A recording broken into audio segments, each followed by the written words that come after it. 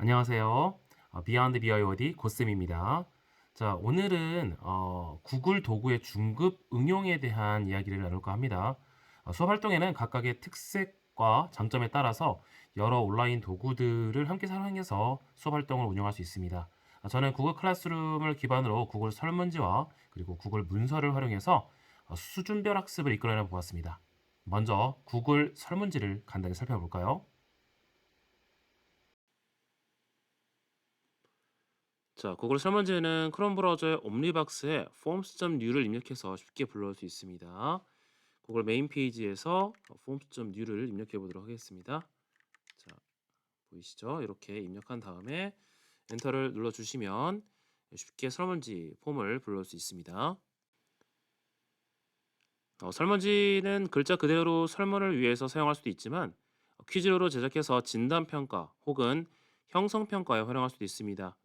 구글 설문지는 클래스룸을 통해서 퀴즈 과제로 제시할 수도 있습니다. 클래스룸을 활용하면 성적 가져오기 기능과 크롬북 잠금 모드의 사용이 가능한데요. 잠시 제가 개설한 구글 클래스룸 내에 구글 설문지가 삽입된 퀴즈 과제의 샘플을 보여드리도록 하겠습니다. 기본적으로 이렇게 만들기 버튼을 눌러서 퀴즈 과제 버튼을 누르는 순간 바로 구글 설문지 퀴즈가 첨부된 과제를 세팅할 수 있는 화면이 등장하고요. 보시다시피 성적 가져오기 그리고 크롬북의 잠금 모드 이 두 가지를 설정할 수 있는 메뉴가 보이시죠? 자, 실제 퀴즈 과제를 만들었을 때 성적 가져오기만의 기능을 활성화시키고자 한다면 첨부된 구글 설문지 내로 들어가셔서 안에 있는 설정을 몇 가지 변경하셔야 됩니다. 자, 질문지 수정을 하고요. 상단에 보이시는 메뉴 중에서 설정 메뉴 쪽으로 들어가시면 됩니다. 기본적으로 퀴즈 과제로 만들었기 때문에 퀴즈로 만들기라는 요 부분이 활성화가 되어 있습니다. 저는 응답 쪽으로 이동하겠습니다. 클래스룸 내에서 퀴즈의 성적을 바로 가져올 수 있는 설정은 바로 이메일 주소 수집이라는 부분을 먼저 활성화 시켜 주셔야 되고요. 두 번째로 재직교에서 구축되어 있는 워크스페이스에 신뢰할 수 있는 하위 조직의 사용자로 제한 활성화, 마지막으로 응답 횟수 1회로 제한 활성화, 이렇게 세 가지 응답 설정을 활성화시켜 주시면 차후에 클래스룸 내에서 퀴즈 과제를 부여했을 때 학생들의 그 답변에 대한 성적을 바로 불러올 수 있습니다. 자, 그럼 이러한 설정을 세팅한 상태에서 실제 학생들이 퀴즈를 풀었을 때 어떻게 성적을 가져올 수 있는지 한번 볼까요? 자, 퀴즈를 잠시 닫고요. 그리고 과제를 만들어 보도록 하겠습니다. 과제 만들기. 자, 이렇게 과제가 부여됐죠. 구글 설문지 활용. 자, 학생 인터페이스에서 어떻게 보이는지 보겠습니다. 새로 고침하게 되면 구글 설문지 활용이라는 과제가 등장했습니다. 실제 안내 보기를 통해서 이제 구글 설문지에 들어가 보도록 하겠습니다. 현재는 크롬북의 잠금 모드 설정을 하지 않은 상태이기 때문에 일반적인 PC에서도 학생들이 이 구글 설문지에 접근을 할 수 있겠죠. 자, 설문지 들어간 경우에 자, 1번 박보검과 고쌤 중 당연히 박보검. 네, 자, 네, 누가 물에 빠지면 누굴 구해야 될까요? 네, 그렇죠. 박보검이죠. 네, 이렇게 해서 제출을 하게 되는 경우에 자, 점수 보기에는 이렇게 열어주시면 점수를 바로 확인할 수 있는 세팅이 되어 있습니다. 그렇다면 다시 돌려서 교사 화면에서는 이렇게 제출한 학생의 이제 정답을 확인할 수 있겠죠. 기존에는 구글 설문지에 들어가서 구글 스프레드시트로 들어가셔서 어, 응답을 확인을 하고 시트의 연결까지 누르신 다음에 구글 시트 내에서 학생의 점수를 확인하셔야 되는 불편함이 있을 수도 있습니다. 자, 그런데 자, 이러한 번거로운 작업 없이 현재 구글 설문지 과제 내에서 오른쪽 상단에 보시면 이렇게 성적 가족이라는 버튼이 보입니다. 지금은 한 명밖에 등록되지 않지만 보통 한 학급에 30명 가까이도 등록돼 있죠. 그 학생들 모두가 설문지 퀴즈 응답한 경우에 성적 가져오기 버튼을 누르는 순간 가져오기 버튼을 통해서 이렇게 점수가 바로 자동으로 가져와지게 됩니다. 자, 근데 만약 재직교에서 학생들이 CU를 입혀서 관리하고 있는 크롬북을 사용하고 있다면 크롬북 잠금 모드 설정만 활성화하셔도 성적 가져오기와 잠금 모드 사용 모두가 가능합니다.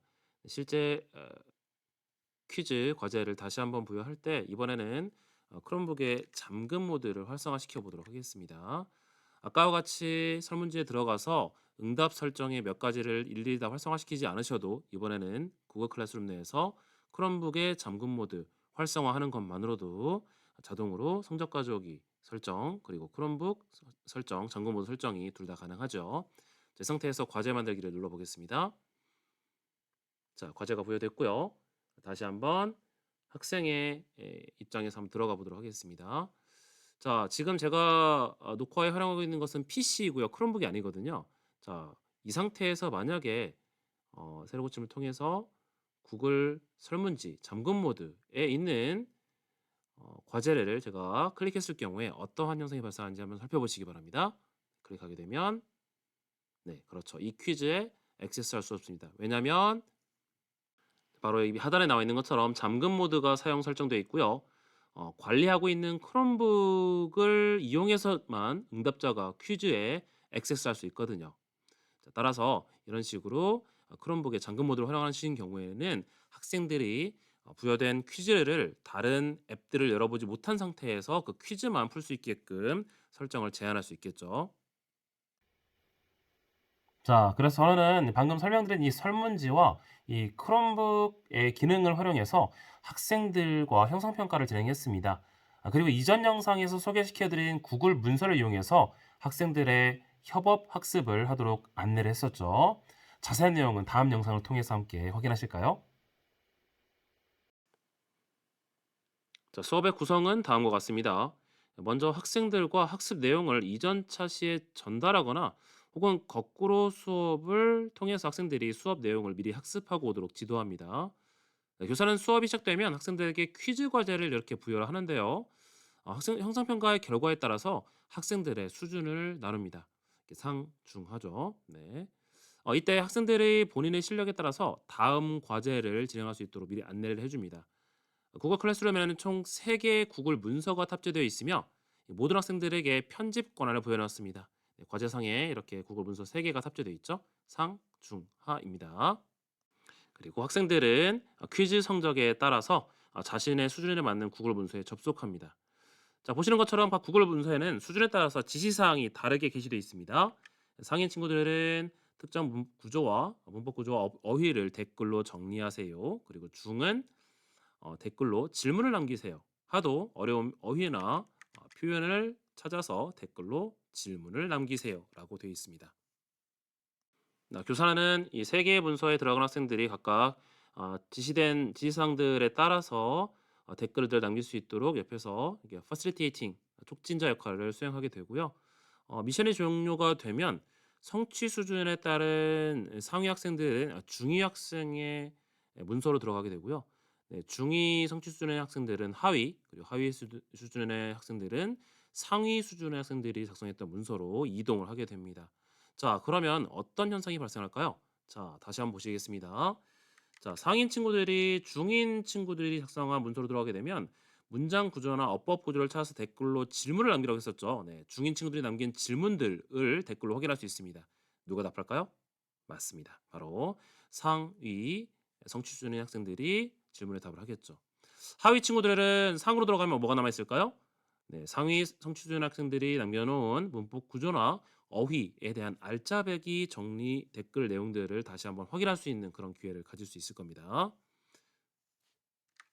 자, 그래서 이제 화면에 보이시는 것처럼 이렇게 질문과 답변들은 모두 학생들이 남기고 학생들이 답을 하면서 동료 학습 그리고 수준별 학습이 가능하도록 가이드할 수 있겠죠.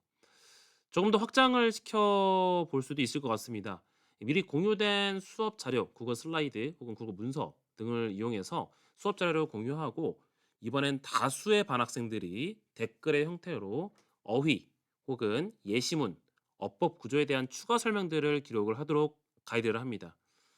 공동학습 자료이기 때문에 제가 가르치는 모든 반의 학생들이 교실 간의 물리적 공간을 벗어나서 서로 동료 학습을 할 수 있는 그런 기회를 가질 수 있겠죠. 네, 실제 아이들이 남겨놓은 네, 어휘나 어법 그리고 예시문들의 댓글들입니다. 네, 하나의 문서에 제가 가르치는 총 150명의 학생들이 모두 접속해서 그 안에 주요한 어휘나 어법 구조 혹은 다른 학습 사항들을 댓글을 통해서 확인하거나 업로드해서 공유할 수 있다는 장점이 있겠습니다.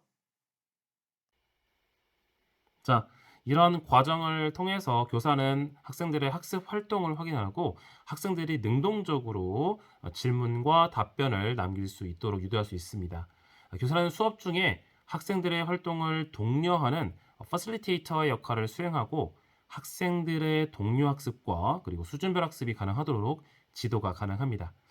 자, 어떠셨나요? 네. 오늘 영상에서 또 다양한 수준별 학습의 아이디어를 떠올릴 수 있었다면 참 좋을 것 같습니다.